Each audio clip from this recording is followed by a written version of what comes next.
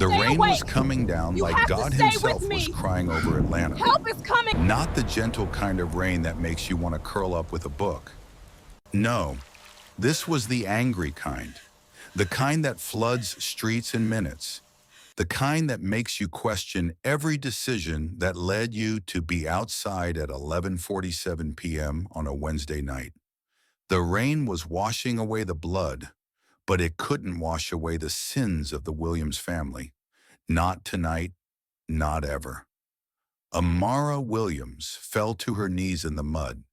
The expensive pizza box she'd been delivering, a $47 gourmet pizza for some rich person who couldn't be bothered to pick up their own food, was forgotten in the wet dirt. Ruined, just like her uniform, just like her night, just like she would soon discover everything she thought she knew about her life. Her hands were shaking as she pressed them against the dying man's chest. She could feel his heartbeat, weak, fluttering, like a bird trapped in a cage, desperately trying to escape. "Sir, sir, can you hear me? Stay with me. I'm calling for help." Amara wasn't just any delivery driver. During the day, she was 3 semesters away from finishing nursing school. She'd taken every first aid class, every CPR certification, every emergency response training she could find. Most of it paid for by working double shifts at the pizza place. Some of it paid for by selling plasma twice a week. She knew what a dying man looked like. And this man was dying. But then something strange happened. The man grabbed her wrist. His grip was surprisingly strong for someone who should have been unconscious. His fingers wrapped around her arm like he was holding on to life itself. Lightning flashed across the sky, turning night into day for one brief, terrible second. And in that flash, Amara saw his face. She knew that face. Everyone in Atlanta knew that face. It was on the cover of Forbes magazine. It was on billboards advertising luxury condominiums. It was on the side of buildings, the names of charity wings at hospitals, the plaques on university libraries. Marcus Williams, senior founder and CEO of Williams Industries. Net worth, $2.3 billion. The most powerful black businessman in the Southeast. But Amara knew that face for a different reason.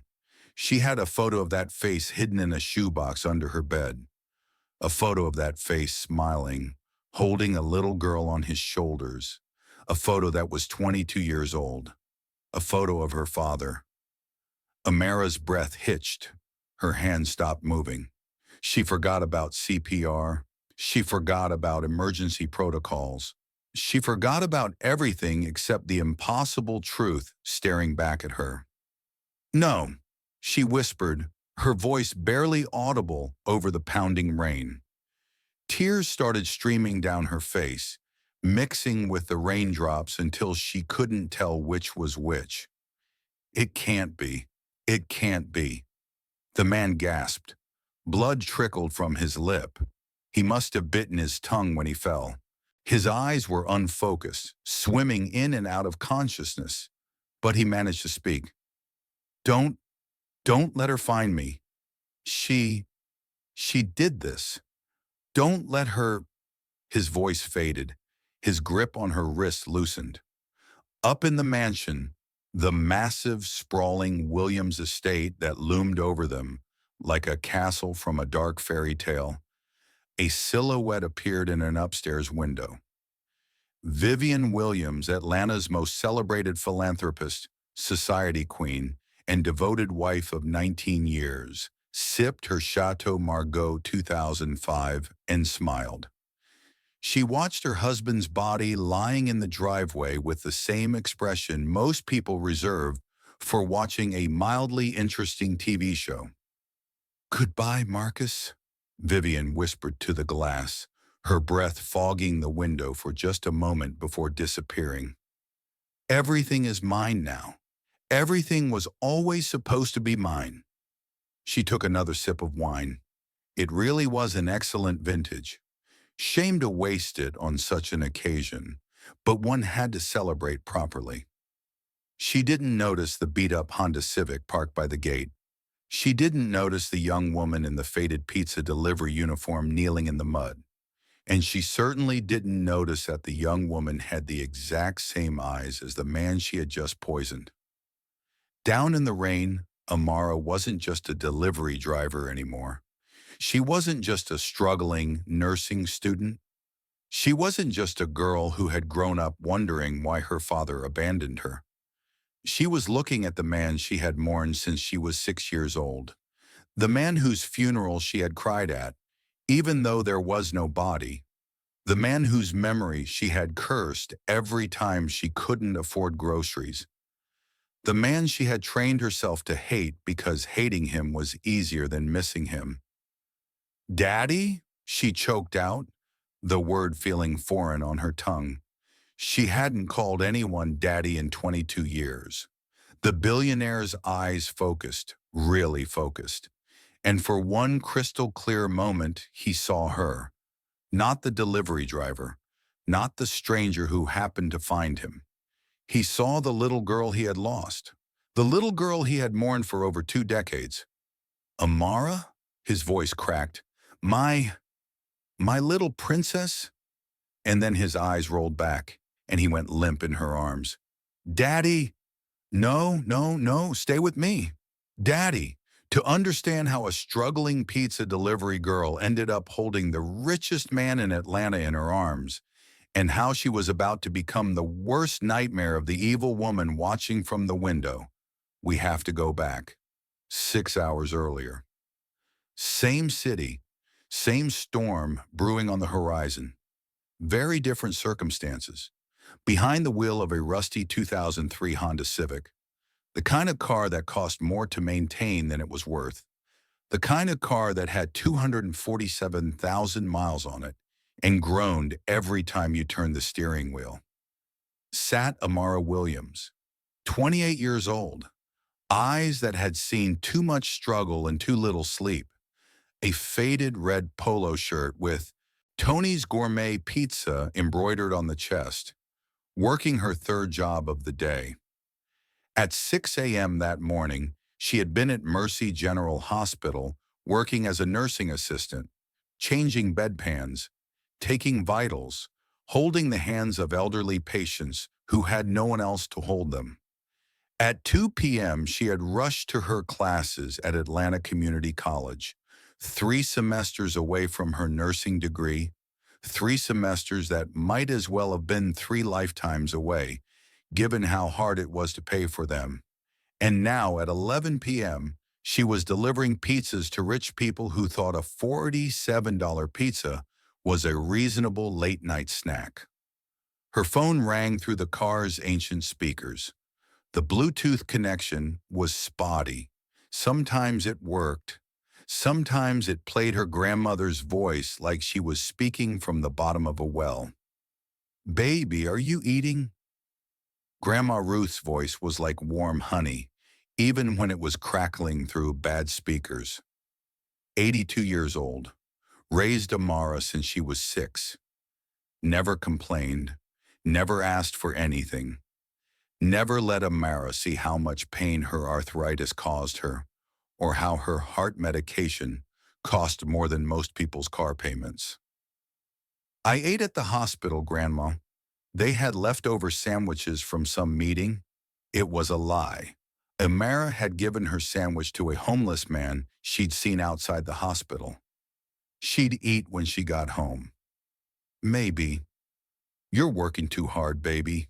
3 jobs, school. It's too much. Just one more semester of this, Grandma. Then I graduate. Then I get a real nursing job with benefits. Then everything gets easier. That's what you said last semester." Amara laughed, but there was no humor in it. "Yeah, well, last semester I didn't know the transmission would die, or that tuition would go up, or that your medication would double in price. I don't need that medication, baby. I've lived 82 years without—" "Grandma, Mara's voice was firm. You're taking your medication. End of discussion. Silence on the line. Then a soft sigh. You remind me so much of your mother when you get that tone. Amara's grip tightened on the steering wheel. Her mother, Denise Williams, dead in a fire when Amara was 6 years old. One of two people Amara had lost that night. One more delivery run, Grandma. $47. That's your heart medication for the week, plus a little extra for groceries. I don't need medicine if I lose you, child. Come home. You're not losing me. I'm careful. I always lock my doors. I always check my surroundings. Remember what you always say? And together, across the crackling phone line, they recited the words that had carried their family through slavery, through Jim Crow, through poverty, through grief, through every hardship the world had thrown at them. Williams women don't break. We bend, then we bounce back stronger. That's right, baby. Now come home safe. I love you. Love you too, Grandma. Amara hung up. The car felt emptier without Grandma Ruth's voice filling it. She glanced at the rearview mirror. Hanging from it was a faded photograph in a cheap plastic frame. Her and Grandma Ruth, taken at Amara's high school graduation, both of them smiling like they didn't have a care in the world. It was the only photo Amara displayed openly. The other photos, the ones of her mother, the ones of her father, those were hidden away. Too painful to look at, too painful to throw away. The GPS chirped. In 500 feet, turn right onto Magnolia Estate Drive. Amara's eyebrows rose. Magnolia Estate. That was the rich part of Atlanta. The part where houses had names instead of numbers. The part where people had guest houses bigger than Amara's entire apartment. She'd delivered to this area before. Never to this specific address, but she knew the type. Gated communities, security cameras, homeowners who looked at delivery drivers like they were a different species. The customer note on her app read, "Leave at gate, 4750 tip confirmed. Do not ring bell. Do not let neighbors see your car." Amara rolled her eyes. Rich people. She muttered to the empty car. Heart of stone, pockets of gold. She turned onto Magnolia Estate Drive. The houses here weren't houses. They were monuments to wealth, each one bigger than the last, each one with more columns, more fountains, more manicured lawns than any reasonable person could ever need. And at the end of the street, behind gates that looked like they belonged on a medieval castle, sat the biggest monument of them all. Williams Estate. The name was carved into a marble pillar beside the gate.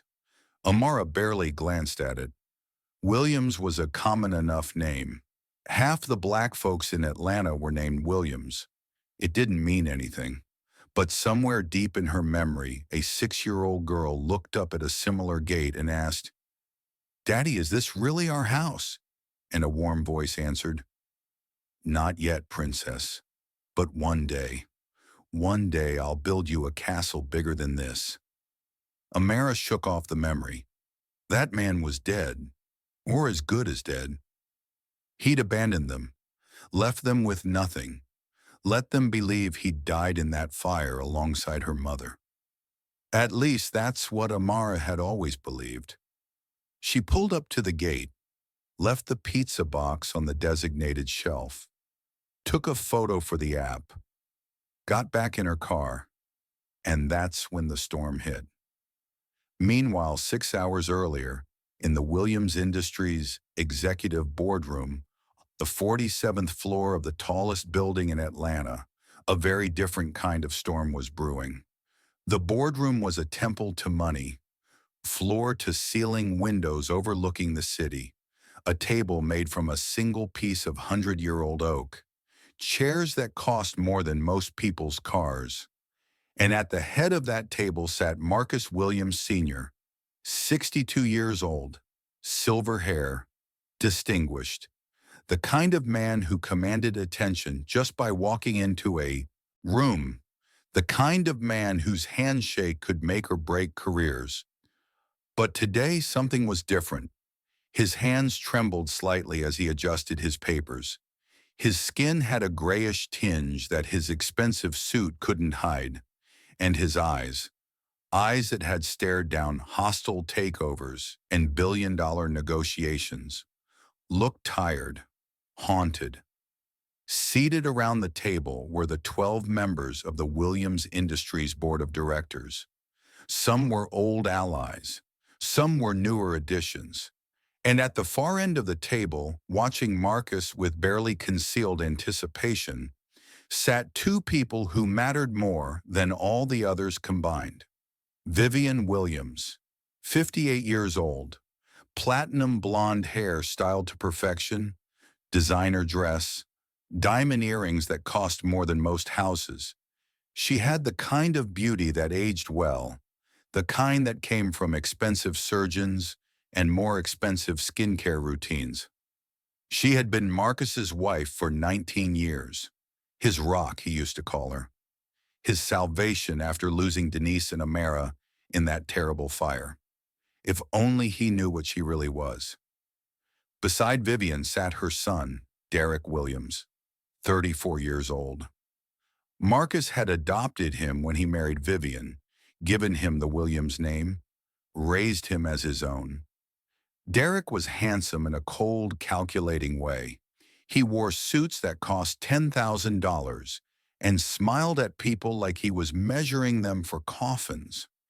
He was currently the executive vice president of Williams Industries, a title that came with a seven-figure salary and the expectation that he would one day inherit everything. Marcus cleared his throat. The room fell silent. "Ladies and gentlemen," he began, his voice strong despite his trembling hands. "I've called this emergency meeting for one reason." He paused, looked around the table, lingered on Vivian and Derek for just a moment longer than necessary. After 35 years of building this company from a two-man construction crew into a $2.3 billion empire, I'm stepping down. The room exploded into murmurs. Board members exchanged shocked glances. This was unexpected. Marcus Williams was Williams Industries. The idea of one existing without the other was almost unthinkable.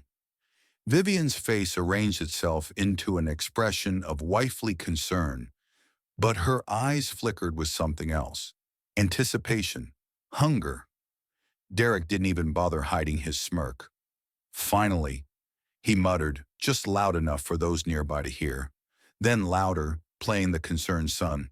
"Father, are you sure about this? Your health?" "My health is my concern, Derek." "Of course, but I said I'm stepping down."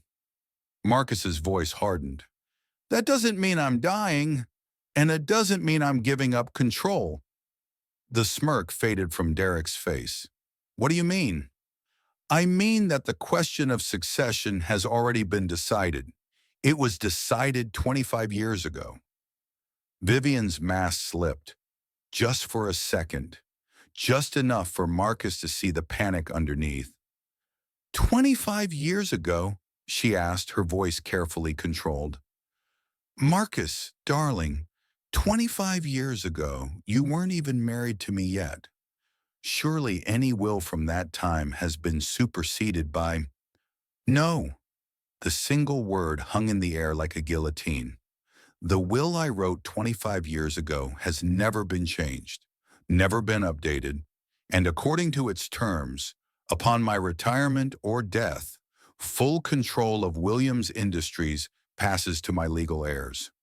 "Well," Derek said, his confidence returning, "as your adopted son, I am your legal heir.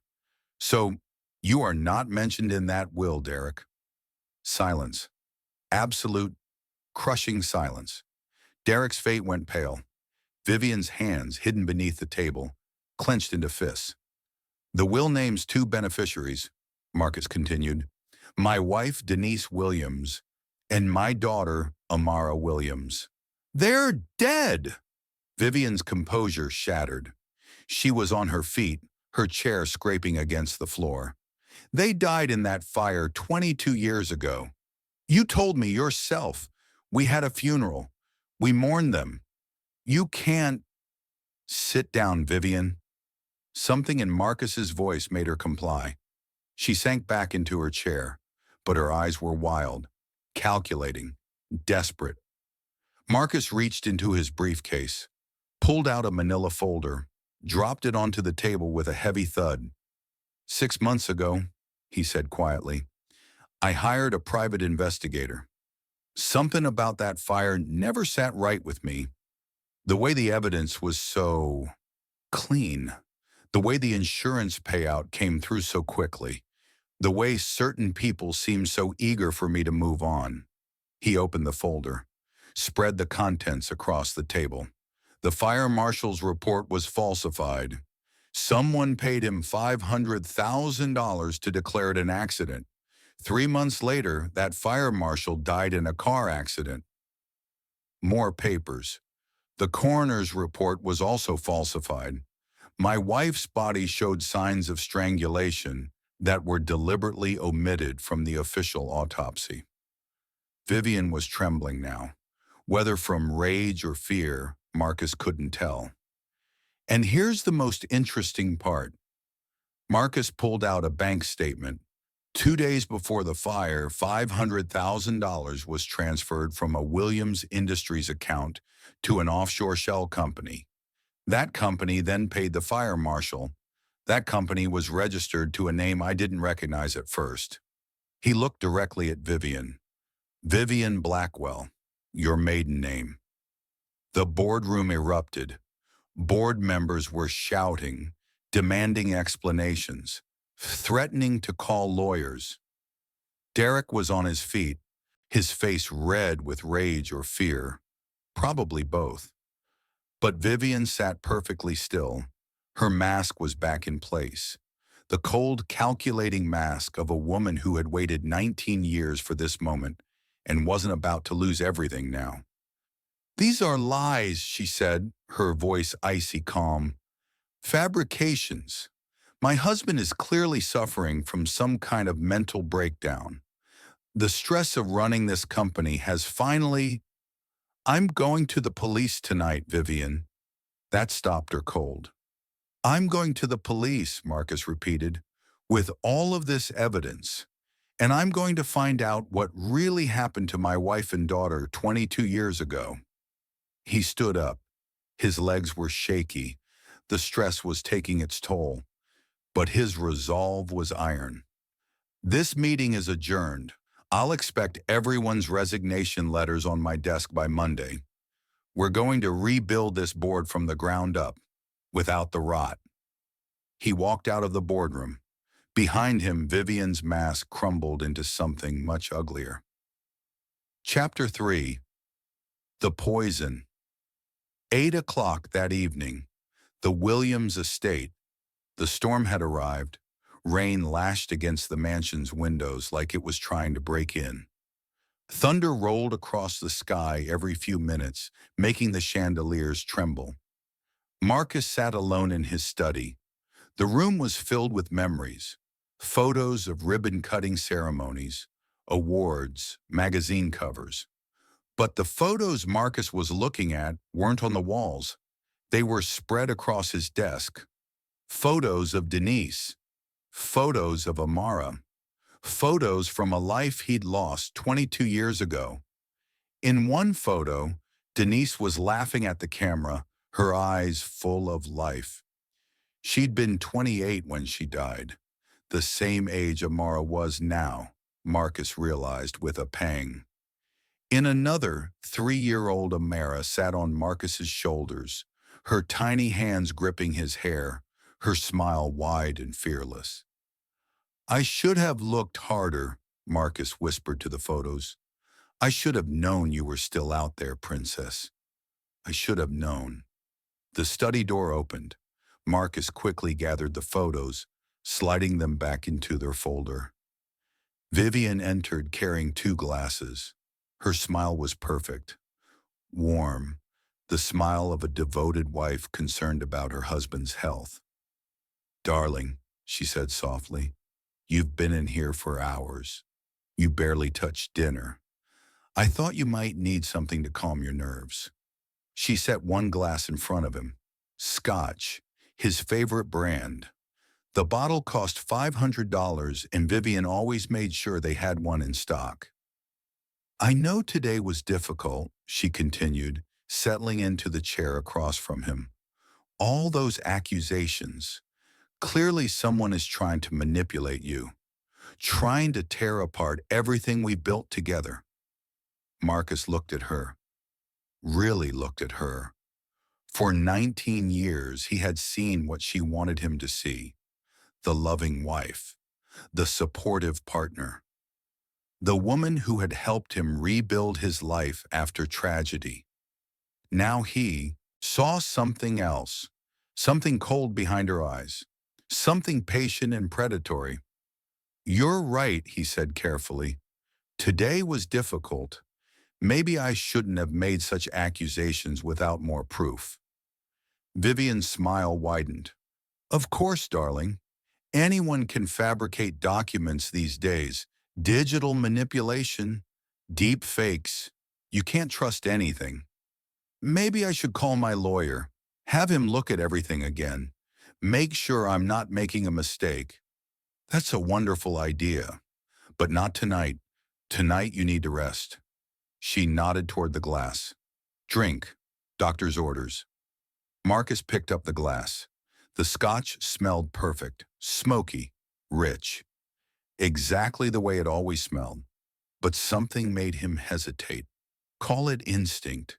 Call it the paranoia that comes with realizing your wife might be a murderer. Whatever it was, it made him bring the glass to his lips without actually drinking. "Aren't you having one?" he asked.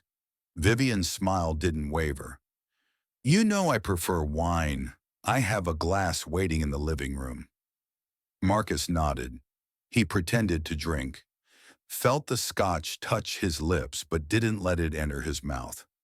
An old trick from his construction days when rival contractors would try to get him drunk at business meetings. "Better?" Vivian asked. "Much better." "Good. Finish the glass, darling. Then come to bed. Tomorrow we can sort all of this out together." She left the room, closed the door behind her. Marcus immediately spat what little scotch had gotten into his mouth into a handkerchief. He stared at the glass. Such an innocent-looking thing. Crystal cut, amber liquid, ice cubes gently melting. He pulled out his phone, dialed a number from memory. "Dr. Harrison, it's Marcus Williams. I need a favor. I need you to test something with me tonight. It's urgent."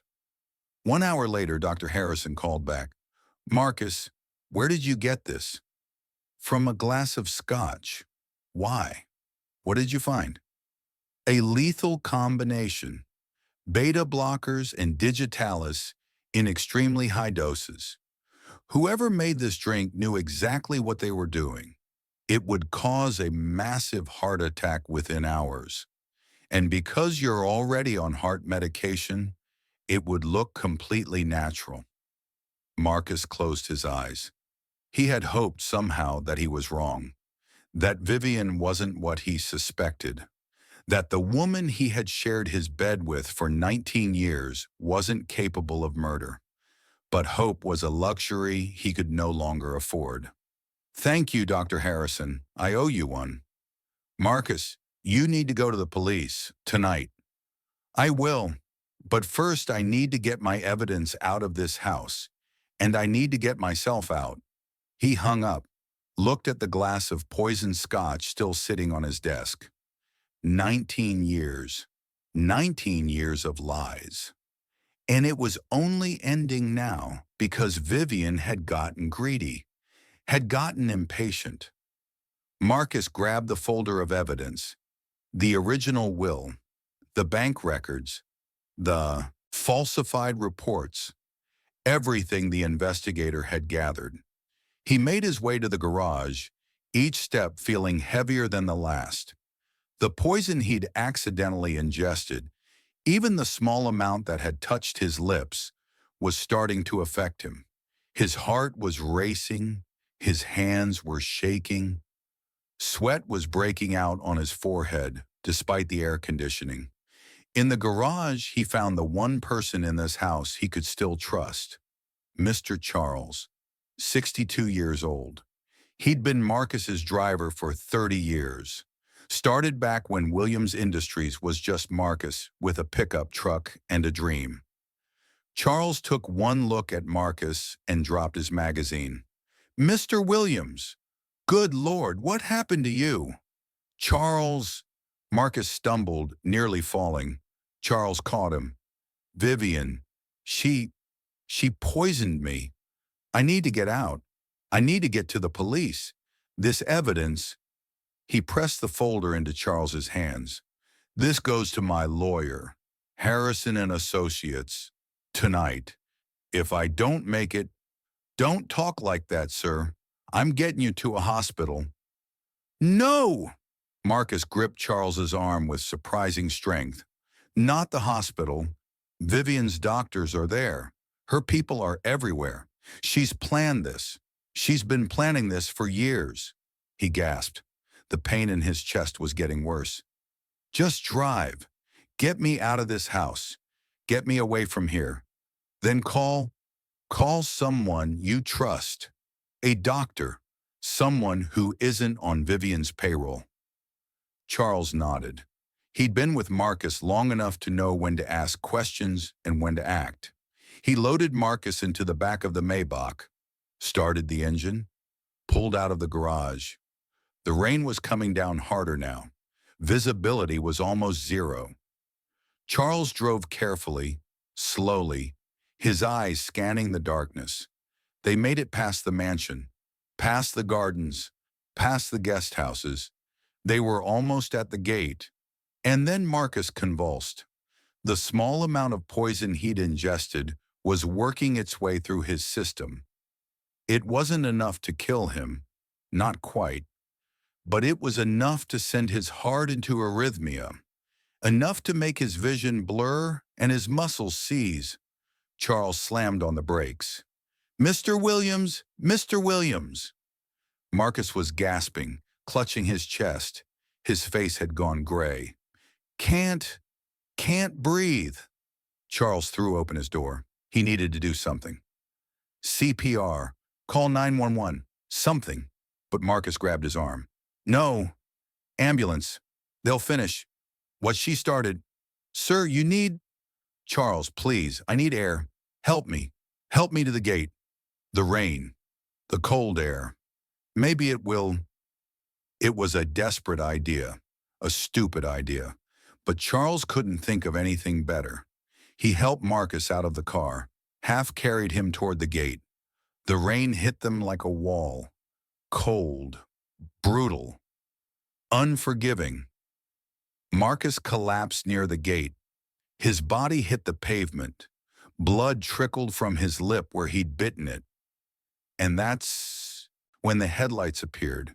A beat-up Honda Civic, pulling up to the delivery shelf by the gate. A young woman in a pizza delivery uniform getting out. Charles didn't see her at first. He was too focused on Marcus, checking his pulse, trying to keep him conscious. "Stay with me, sir. Stay with me. I'm going to get help. I'm going to—" "Charles." Marcus's voice was barely a whisper.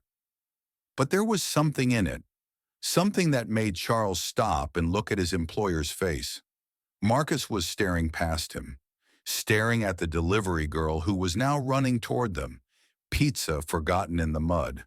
And on Marcus's face was an expression Charles had never seen before. Not in 30 years of service, not through business triumphs and personal tragedies, not through anything. It was the expression of a man seeing a ghost.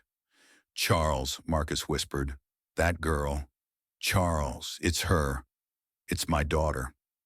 Chapter 4. The Truth, 3 o'clock in the morning. A cabin in the woods outside Atlanta. The kind of place that doesn't show up on GPS. The kind of place where people go when they don't want to be found. Mr. Charles had called in every favor he had. A doctor he trusted, Dr. Benjamin Cole, a retired Army surgeon who owed Charles his life from their days in Desert Storm. A safe house that belonged to Charles's brother, unused for years. And somehow, against all odds, they had gotten Marcus stabilized. He lay on a worn couch, an IV drip in his arm, flushing the poison from his system. His color was better now, still gray but more living gray than dying gray. Amara sat in a chair across from him. She hadn't slept, hadn't eaten, hadn't taken her eyes off him for more than a few seconds at a time. For 22 years she had believed this man was dead. Then she had believed he abandoned them. Then she had trained herself to hate him, because hate was easier than grief. Now she didn't know what to believe. Grandma Ruth was there too. Charles had picked her up from her apartment. Amara had refused to leave without her. The old woman sat in a rocking chair, her arthritic hands clutching a cup of tea, her eyes wet with tears she was too proud to let fall. "You look just like her," Marcus whispered. His eyes were open now. Had been open for an hour, but this was the first thing he'd said. "Just like Denise, your mother." "Grandma says that too." Amara's voice was flat, guarded. "Says I got her face and your stubbornness." Marcus laughed. It turned into a cough. Dr. Cole moved to check his vitals, but Marcus waved him away. "She's right. You were stubborn from the day you were born. Screamed for hours until I held you myself. The nurses said they'd never seen anything like it." Amara's jaw tightened. Don't act like you remember. Don't act like you were there." "I was there, Amara, for 6 years, the happiest 6 years of my life. And then you left." "I never left." The shout cost Marcus. He doubled over, coughing. Dr. Cole stepped in, checking monitors, adjusting medication. Grandma Ruth spoke for the first time. "That's what they told us." Her voice was soft, worn, like old leather. "After the fire, after Amara showed up at my door in the middle of the night, covered in soot, crying for her mama, I tried to contact you, Marcus. Called your company, your lawyers, everyone. What did they tell you? That you didn't want to be disturbed, that you had a new life now, that the child was better off without you." Marcus closed his eyes. Tears leaked from under his lids. "I never said those things. I never. Ruth, I thought you both were dead. The fire marshal, the coroner. Everyone told me there were no survivors. They said they found bodies. They found Denise." Grandma Ruth's voice cracked. "Just Denise. They never found Amara because she wasn't there. She was with me, alive, scared, asking why her daddy didn't come to save her. I didn't know. God help me, Ruth. I didn't know. I mourned her. I mourned them both for years. I believe you." Everyone turned to look at Amara. Her face was still guarded, but something had shifted in her eyes. "I didn't want to," she continued. "I've spent 22 years hating you, blaming you. It was easier than admitting I was alone in this world. But I believe you. Amara, I'm not finished." She stood up, walked to the window. The rain was still falling, but softer now. "Grandma raised me, worked 2 jobs until she couldn't work anymore. We've been poor my whole life, Daddy. Not struggling poor. Poor. Skip meals poor. Sell plasma to afford medication. Poor. I didn't know. Marcus's voice was barely a whisper. I know. I know you didn't know, because if you had known, you would have come for me. I know that now. I can see it in your eyes. She turned to face him. But someone did know. Someone told Grandma you didn't want us. Someone made sure you thought we were dead. Someone paid off fire marshals and coroners and God knows who else. She walked back to the couch, knelt down beside her father. Who, Daddy? Who did this to us? Marcus reached for his jacket. Charles had brought it from the car, along with the folder of evidence. His hands were shaking as he pulled out the documents. Her name was Vivian Blackwell when I met her. She was a junior accountant at Williams Industries. Ambitious, smart. I barely noticed her. But after the fire, after I thought I'd lost everything, she was there. Amara's voice was ice. Let me guess. Supportive, understanding, a shoulder to cry on. She was everything I needed, or so I thought. Amara took the folder, started reading. Bank transfers, phone records, the falsified fire marshal report, the coroner's bribe, the original autopsy. Strangled. Amara's voice broke. She was strangled? Before the fire? The fire was meant to hide it, to hide everything.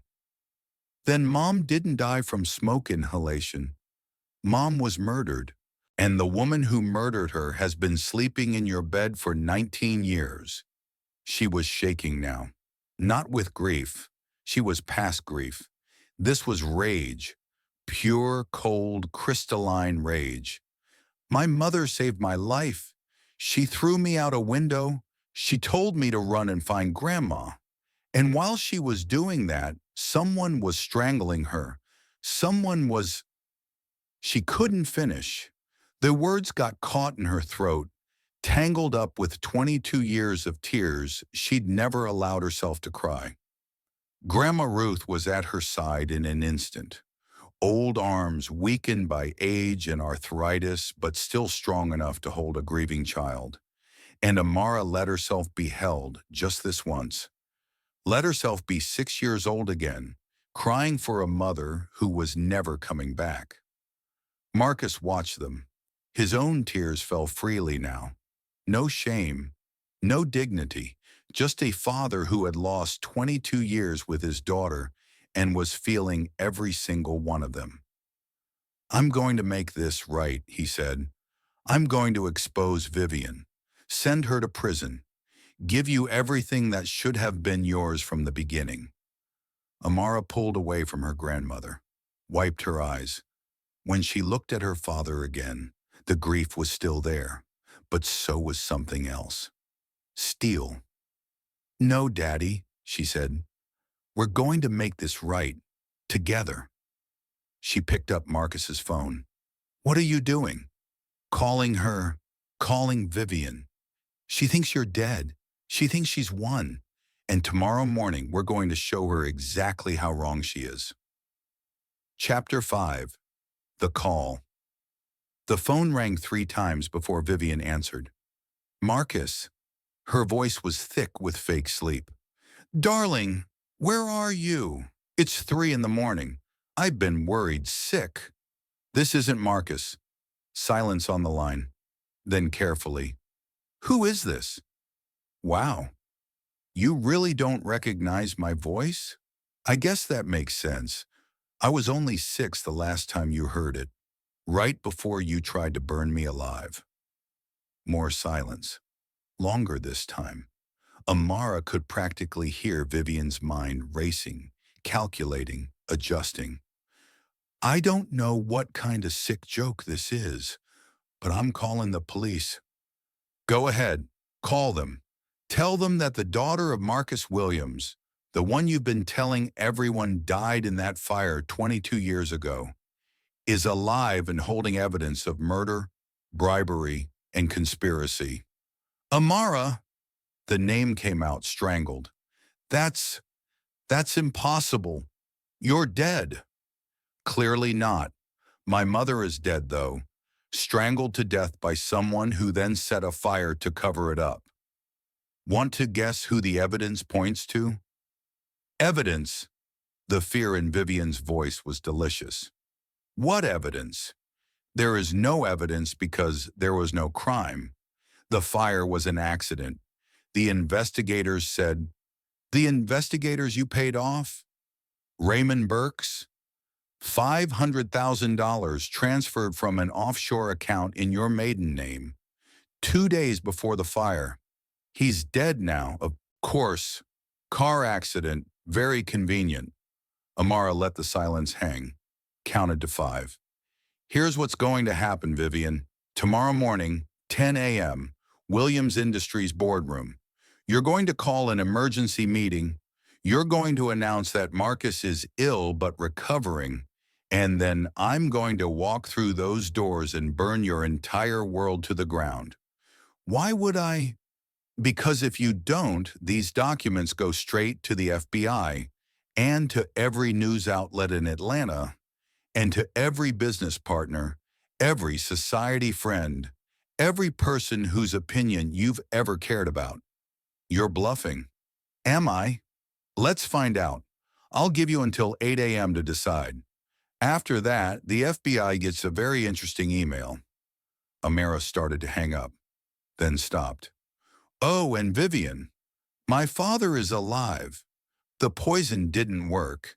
Just thought you should know that when you're lying awake tonight, planning whatever desperate move you're about to make. Click. Amara let out a breath she didn't know she'd been holding.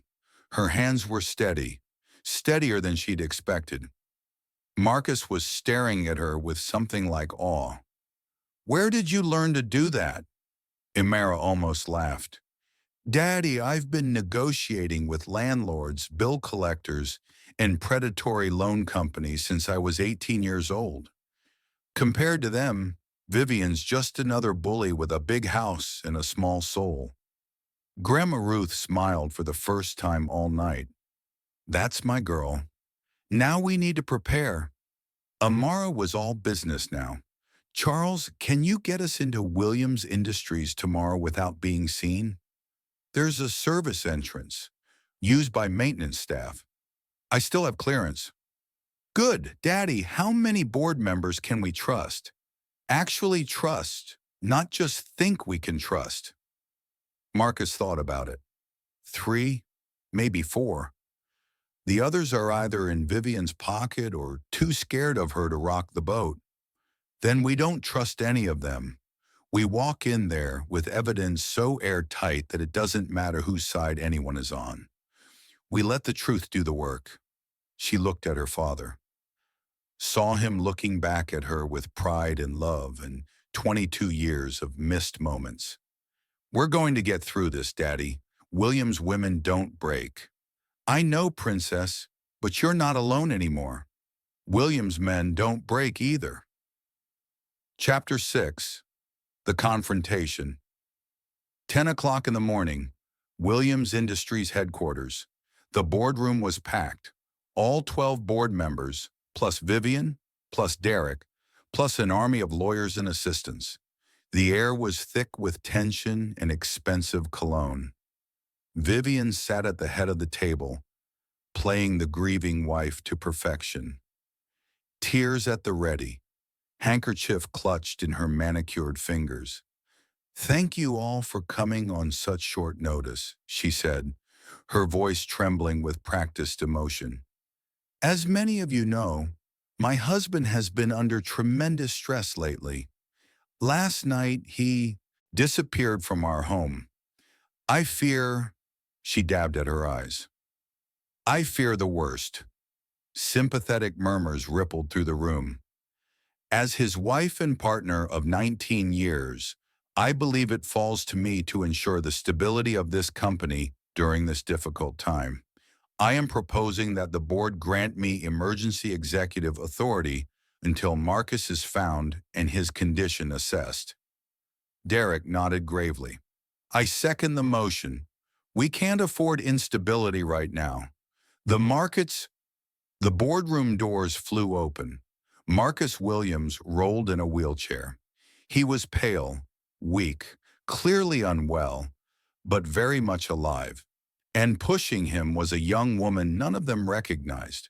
She wore a sharp black suit that fit her perfectly, purchased that morning with Charles's help. Her hair was pulled back.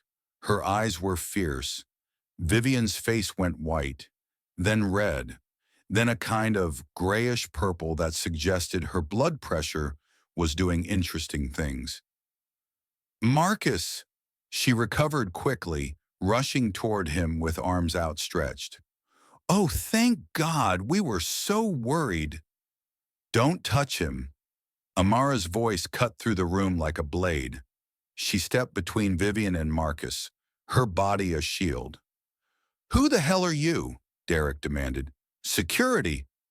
I wouldn't do that if I were you. Amara's voice was calm, steady. Not unless you want the FBI to walk in here in the next 5 minutes. She reached into her briefcase, pulled out a stack of documents, dropped them on the table with a heavy thud. My name is Amara Williams, daughter of Marcus Williams Sr. and Denise Williams, rightful heir to 51% of Williams Industries stock, as specified in my father's original will dated March 15, 1999. The room erupted, board members shouting, lawyers scrambling. Derek's face twisted with rage and fear.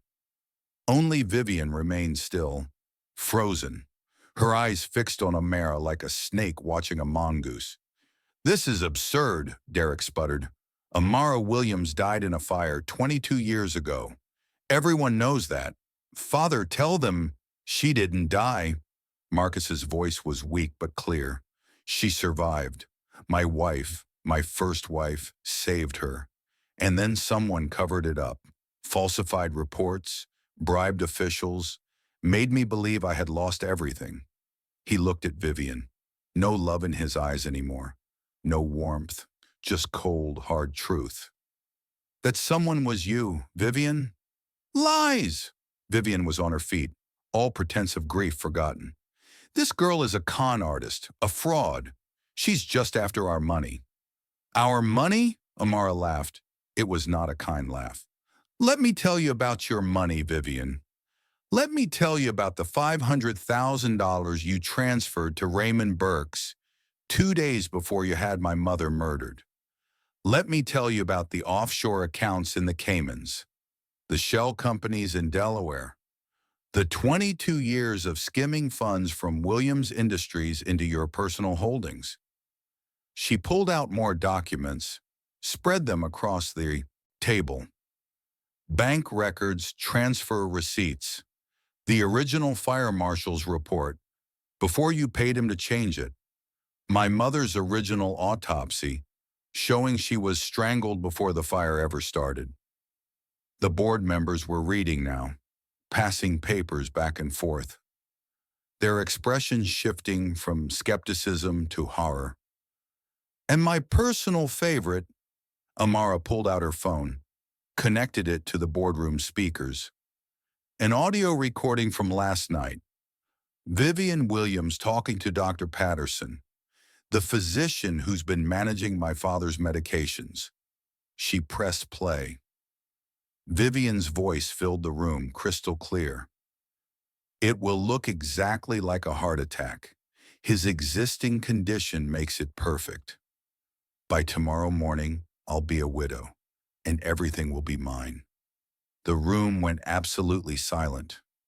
Vivian's face had gone beyond white, beyond gray. She looked like a corpse that hadn't realized it was dead yet. That's fake. That's been manipulated. You can't. The FBI can determine if it's been manipulated, Amara said, which is good because they should be arriving right about. The doors opened again. 4 FBI agents walked in. Vivian Williams, Derek Williams. You are under arrest for conspiracy to commit murder, attempted murder, fraud, and money laundering. You have the right to remain silent. Anything you say can and will be used against you in a court of law.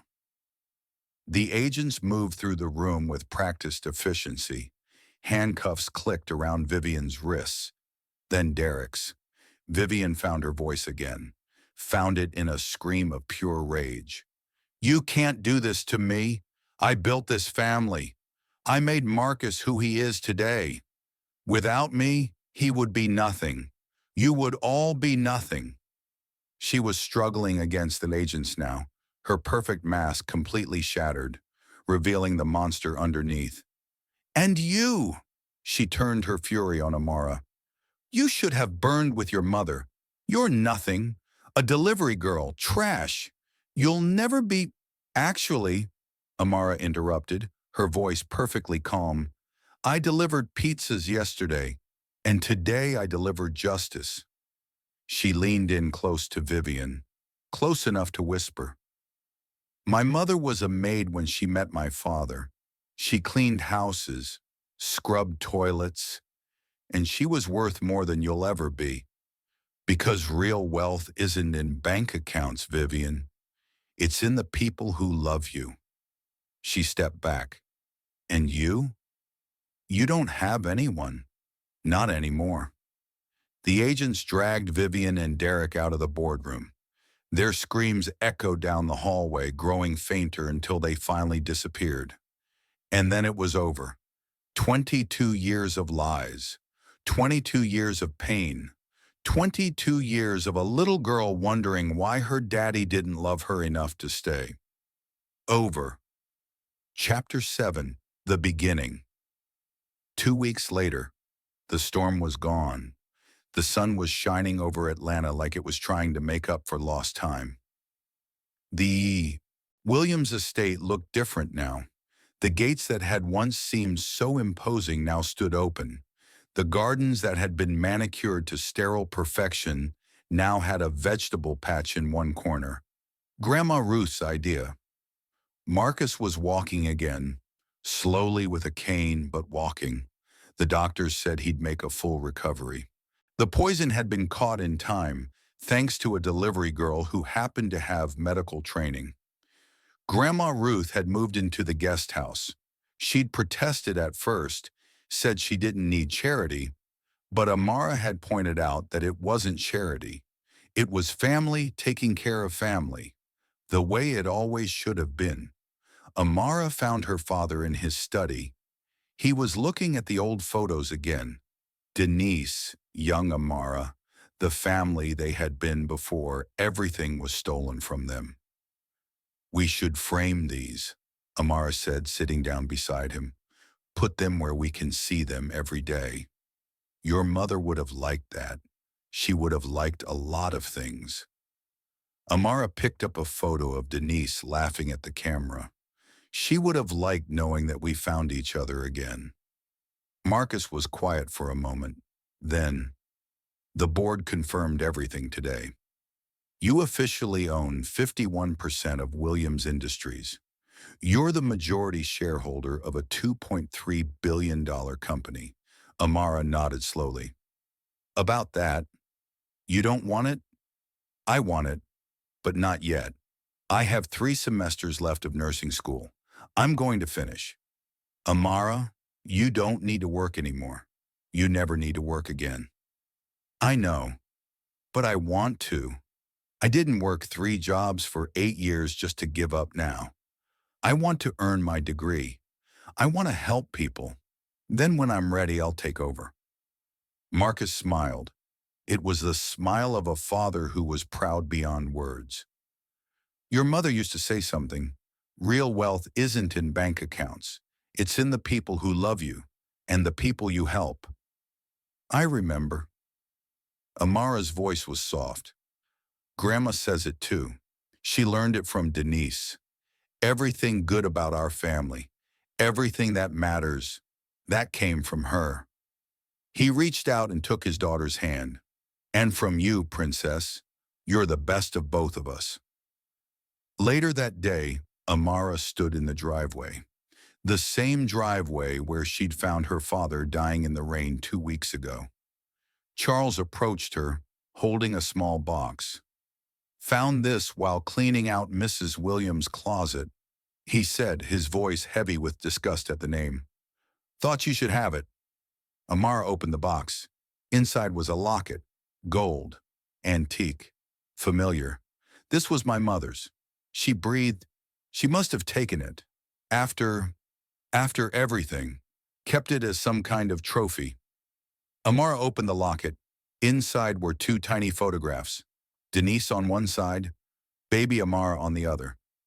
Tears streamed down her face, but she was smiling. Thank you, Charles, for everything. The old driver nodded. Your mother was a good woman, kindest soul I ever met. I'm just glad. I'm glad her daughter finally got to come home. He walked away, leaving Amara alone with her mother's locket. She looked up at the mansion, at the home she'd never known, at the life that had been stolen from her. And then she looked at the beat-up Honda Civic still parked by the gate. The car, with 247,000 miles on it. The car that had carried her through poverty and struggle and 3 jobs a day. She walked over to it, put her hand on the hood. Thank you too, she whispered, for getting me here. She thought about selling it. She could afford any car she wanted now. A Mercedes, a BMW, a fleet of Maybachs like the one her father drove. But some things are worth more than money. Some things remind you where you came from. The trials took 6 months. Vivian Williams was convicted on all counts. Murder, attempted murder, fraud, conspiracy. The jury deliberated for less than 2 hours. She was sentenced to life in prison without the possibility of parole. In her mugshot, she was still trying to smile, still trying to maintain the mask, but her eyes were empty. The eyes of a woman who had gambled everything and lost. Derek received 25 years. He'd tried to cut a deal by testifying against his mother, but it wasn't enough. The jury saw him for what he was, a willing accomplice who had benefited from murder for 2 decades. Dr. Patterson lost his medical license and received 15 years for his role in the poisoning scheme. And the corrupt officials who had helped cover up the fire 22 years ago, the ones who were still alive, found themselves facing very uncomfortable questions from very determined investigators. Justice, it turned out, had a long memory. 3 years later, Atlanta. The Williams Community Health Center opened its doors for the first time. It was a free clinic in the heart of Atlanta's poorest neighborhood. State-of-the-art equipment donated by Williams Industries, staff hired from the local community, services available to anyone who needed them, regardless of their ability to pay. The sign above the door read, "In memory of Denise Williams, 1975-2003, a mother who gave everything." Dr. Amara Williams, MD, stood at the entrance on opening day. She had finished nursing school, then gone on to medical school, graduated at the top of her class. She could have worked anywhere. The best hospitals in the country had recruited her, offered her salaries that would have seemed like fantasy just a few years ago. Instead, she was here, in a free clinic, helping people who reminded her of herself. Her father stood beside her, healthy now, the cane long since abandoned. Grandma Ruth was there too, beaming with pride despite her 85 years. "You could have just cut a check," Marcus said, looking at the clinic. "Hired people to run it." "You didn't have to do this yourself." "Yes, I did." Amara watched the line of patients already forming outside. People who had nowhere else to go. People who had been forgotten by a system that valued money over lives. "This is why I'm here. This is what all of it was for." She thought about her mother, about a woman who had worked as a maid, who had cleaned houses and scrubbed toilets, who had been worth more than all the billionaires in the world. She thought about Grandma Ruth, who had raised her on nothing but love and stubbornness. She thought about herself, delivering pizzas in the rain, wondering if life would ever get better. And she thought about the words that had carried her family through everything. Williams women don't break. We bend, then we bounce back stronger. 5 years after that, the Williams Community Health Network operated 17 free clinics across Georgia. 500 employees, thousands of lives saved every year. Amara had finally taken her place as CEO of Williams Industries, but she had transformed it. The company now dedicated 40% of its profits to charitable work. Housing for the homeless, education for underprivileged children, healthcare for those who couldn't afford it. Marcus had retired, happy to let his daughter lead. He spent his days with Grandma Ruth, the two of them forming an unlikely friendship built on their shared love for Amara. And every night, before she went to sleep, Amara looked at the locket on her bedside table, her mother on one side, herself as a baby on the other, a family that had been torn apart by evil, a family that had found its way back to each other, a family that proved beyond any doubt that you can burn down a house, but you can never burn down the truth. The rain was just rain now, not angry, not grieving, just rain. And Amara Williams, delivery girl, nursing student, doctor, CEO, daughter, granddaughter, and survivor, stood at the window of her office and watched it fall. She thought about that night, the night everything changed, the night she'd found her father dying in the driveway of a mansion she didn't know was hers. She thought about how close she'd come to driving away, to leaving the pizza at the gate and going home, to never knowing the truth. But she hadn't driven away. She'd stayed. She'd fought. She'd won. Williams women don't break. They bend, and they bounce back stronger. If this story touched you, hit that subscribe button and the notification bell. Share it with someone who needs to hear that no matter how hard life gets, no matter how dark things seem, you can always bounce back stronger. Because your circumstances don't define you. Your heart does.